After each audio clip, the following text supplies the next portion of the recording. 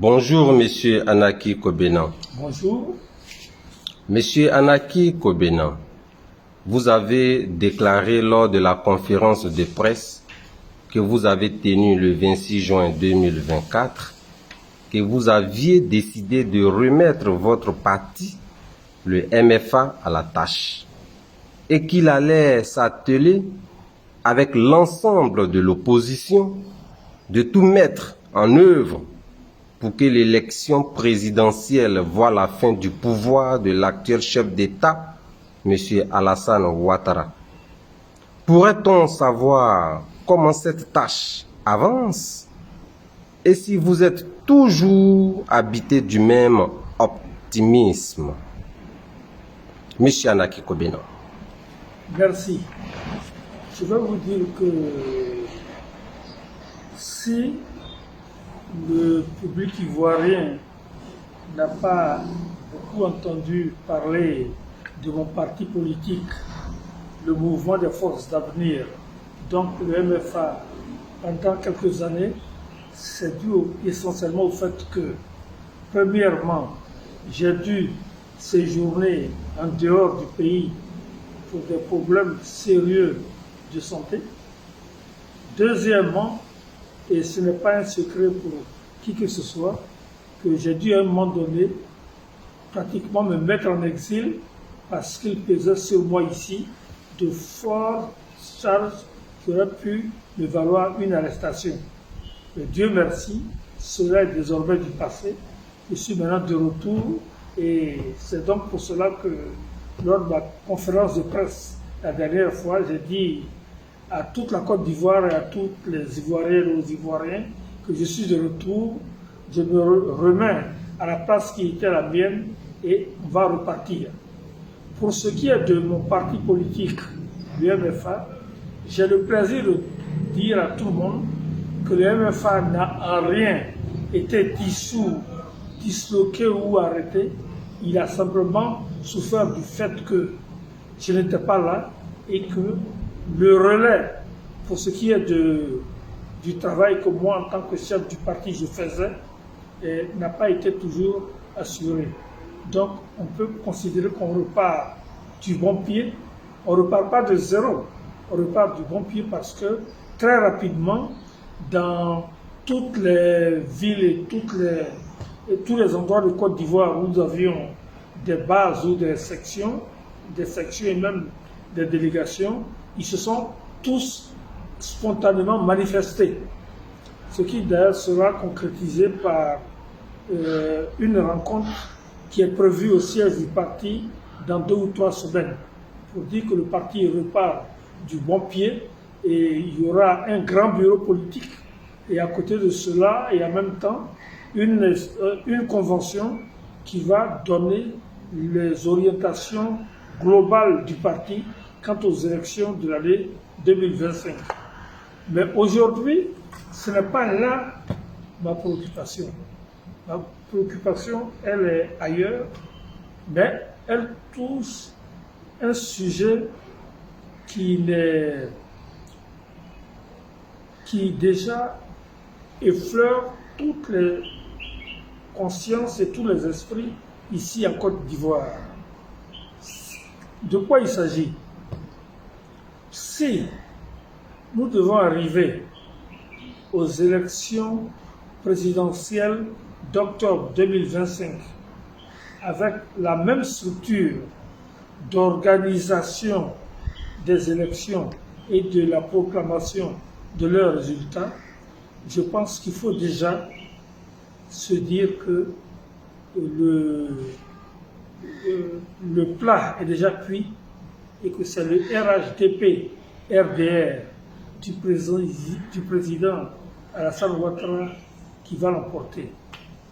Dès que je suis revenu au pays, il n'y a pas longtemps, l'un de mes premiers soucis a été d'envoyer de nombreux militants enquêter sur le terrain et il est revenu de manière nette, indéniable et incontournable que dans toutes les délégations ou dans tous les démembrements de la commission électorale indépendante actuelle présidé par un monsieur Koulibaly, sur tout le territoire national, ce sont des militants du RDR, je ne dis même pas RHDP, mais des militants du RDR qui sont réellement aux commandes.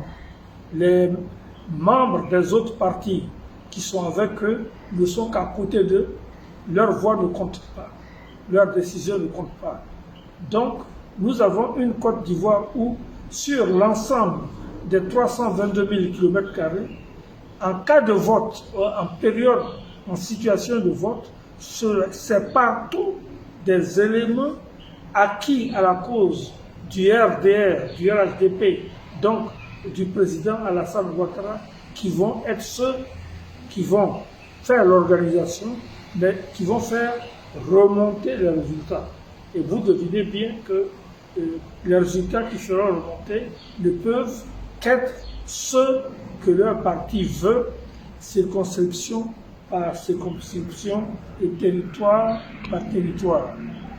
Et donc, j'insiste encore, je l'ai dit lors de cette conférence de presse il y a 3 semaines, qu'il faut absolument que tous les partis politiques, sans exception, et toutes les organisations de la société civile, sans exception, qui ne se retrouvent pas dans le système d'Alassane Ouattara, qui ne pensent pas que c'est Alassane Ouattara qui va faire le bonheur de la Côte d'Ivoire, et qui, d'ailleurs, après presque 15 ans, ont compris comme tout le monde, pas seulement en Côte d'Ivoire, mais dans le monde entier, que le système d'Alassane Ouattara, c'est une proclamation, c'est des déclarations de succès en succès, mais que sur le terrain, c'est des populations ivoiriennes qui souffrent et qui souffrent encore, qui voient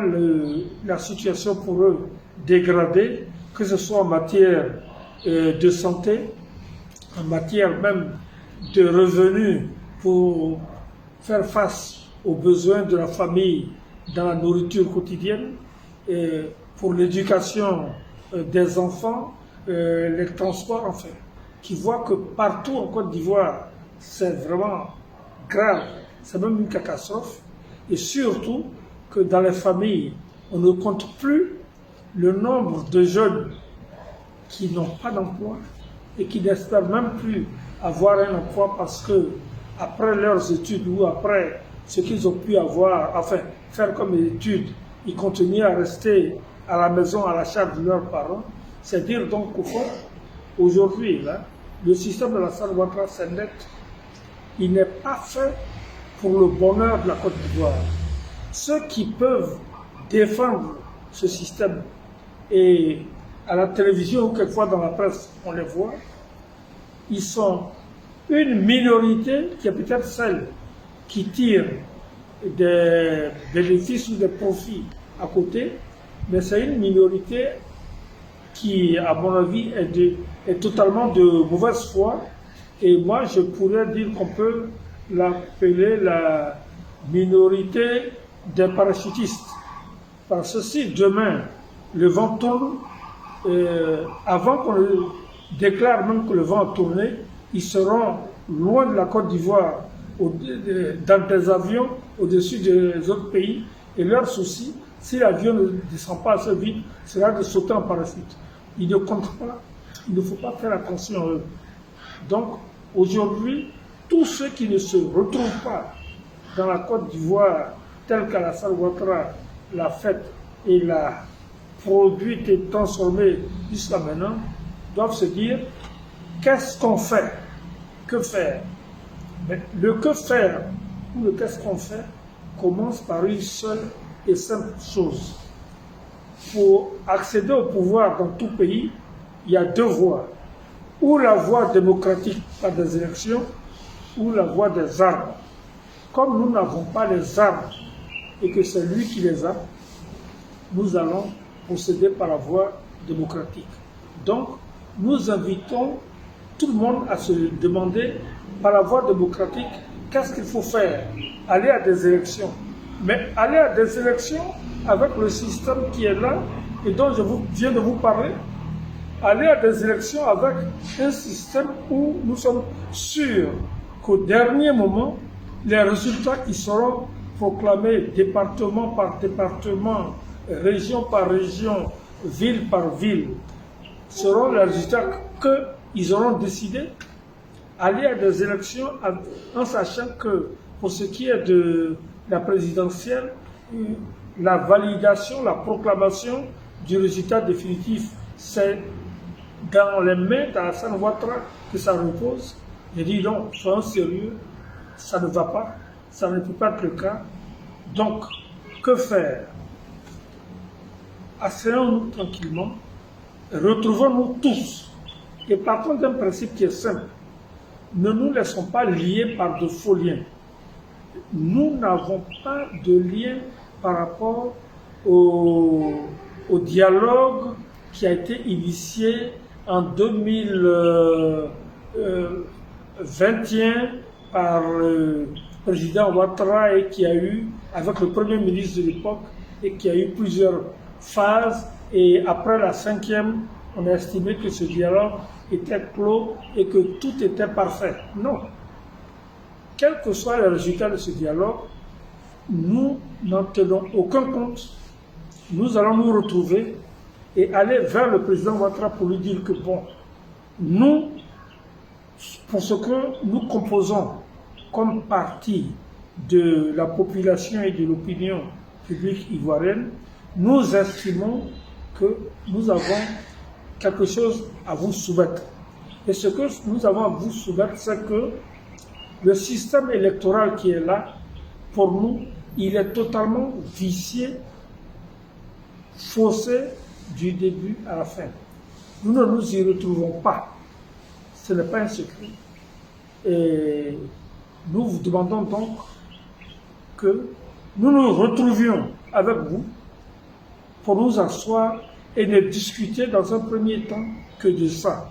Comment, en Côte d'Ivoire, adopter une nouvelle formule de conception et d'organisation des élections qui fasse que, puisque ce sera agréé de nous tous, les résultats que cela donneront ne porteront pas à contestation, à litige ou à crise ou guerre civile.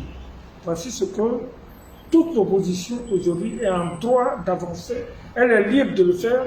Elle n'a qu'à vouloir le faire. Et voici ce point que je défends, que je propose. On me dira peut-être que oui, dans le passé, il y a eu des échanges entre l'opposition et le gouvernement. Il y a eu des choses qui ont avancé et tout. Mais je dirais à tous ceux qui vont m'arguer cela que, au final, aujourd'hui, nous avons la CEI qui vient d'annoncer que la liste électorale va commencer à être révisée à partir de septembre, donc dans 2 mois. Ça veut dire donc que, pour le moment, c'est la même CEI, le même environnement, le même cadre qui est en place. Et ça, nous n'en voulons pas, l'opposition n'en veut pas, parce que l'opposition sait que, avec ce cadre-là, c'est toujours les résultats en faveur des mêmes que nous aurons. Voici donc le premier point et il est important. J'ajouterai que par rapport à cela, il y a quand même de quoi être optimiste ou relativement satisfait. Ça veut dire quoi? Ça veut dire qu'aujourd'hui, nous avons en Côte d'Ivoire l'ensemble de la classe politique d'opposition qui s'est redéployée et qui s'est remembrée. Ça veut dire quoi? Que premièrement, nous avons aujourd'hui le PDCI, le Parti démocratique de Côte d'Ivoire, qui, alors qu'on pensait qu'il allait être ébranlé par le décès subi du président du président Henri Konan Bédié, ce PDCI a pu s'organiser, se restructurer, avoir à sa tête un nouveau président qui a été presque le résultat d'un consensus et nous avons un PDCI beaucoup plus fort que le passé, sinon même plus fort que jamais, qui tient à jouer résolument son rôle et qui se reconnaît de l'opposition et qui veut à tout prix pour 2025 que le régime du président Alassane Ouattara ne soit plus en place. Ça, c'est un premier point. Deuxièmement, l'opposition, on pourrait appeler l'opposition traditionnelle, celle qui a été de tous les combats depuis l'époque du président Houphouët-Boigny, ce qu'on appelait l'opposition de gauche. Cette opposition, certes, on nous dit un peu partout qu'elle est éclatée, émiettée et qu'elle ne peut plus vraiment faire grand-chose. Oui, on peut peut-être le dire. Mais cette opposition a quand même quelque chose qui est là. Elle n'a pas reviré. Elle n'a pas dans l'ensemble changé de casaque et elle ne s'est pas mise au service de la cause de ceux d'en face. Donc cette opposition, il faut considérer qu'elle est encore forte sur ses bases, même si les bases sont diverses, et au fond, elle n'attendra qu'un moment, qu'un appel, qu'un signal pour se regrouper par rapport à la tâche qu'il y a à mener. Et à toute cette opposition, je dis simplement ceci, mais avant de parler peut-être de candidature unique ou de parti unique ou de cause unique, mettons-nous d'abord tous d'accord sur ce problème électoral. Si cette lutte pour changer le cadre électoral, nous nous mettons ensemble et que nous la menons à bien, il est évident qu'après, ce qui va en sortir comme conséquence pour l'ensemble de la lutte, ça viendra pratiquement tout seul. Il n'y a pas à se fatiguer, il n'y a pas à chercher loin. Et c'est pour cela que je dois dire que la déclaration qu'a faite le camarade Laurent Gbagbo le 14 juillet dernier à Beaunois a été perçue avec un grand soulagement par tout le monde. Certains se posaient des questions à savoir quelle serait la manière dont il accueillerait une perspective d'avoir à partager le tour de table avec certains par rapport à des mésententes ou à des divergences du passé. Non, il a dit ouvertement, je tends les bras à tout le monde. Ça nous suffit. On s'en tient à ça. Ça veut dire donc que le bloc est uni, il fait un bloc total.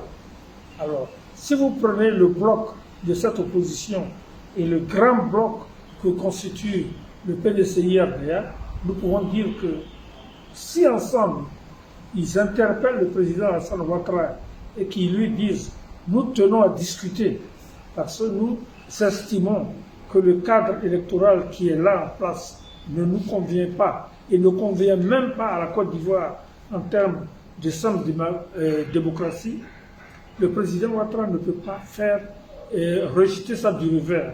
Il est tenu, il est obligé de s'asseoir et de faire ouvrir des négociations, des discussions. Et c'est ce qui est à notre portée et c'est à cela que tout le monde doit s'atteler dès maintenant.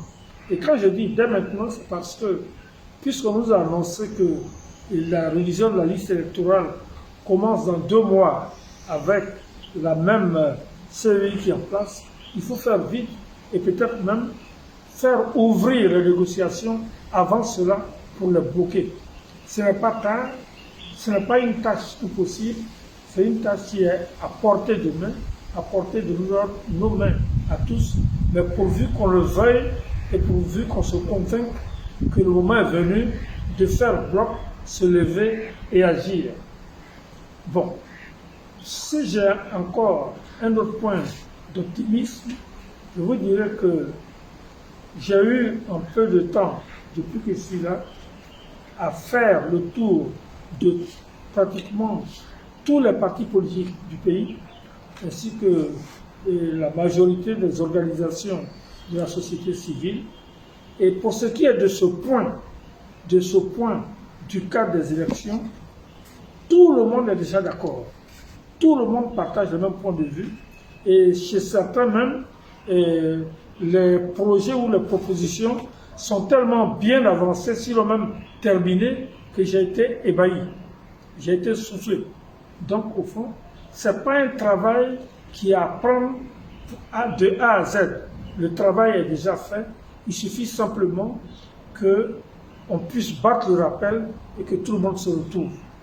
Et c'est pour cela que je peux dire que je demande aux deux partis leaders de l'opposition, mais je dis leaders, pas par rapport à des questions de préséance, mais uniquement pour ceci.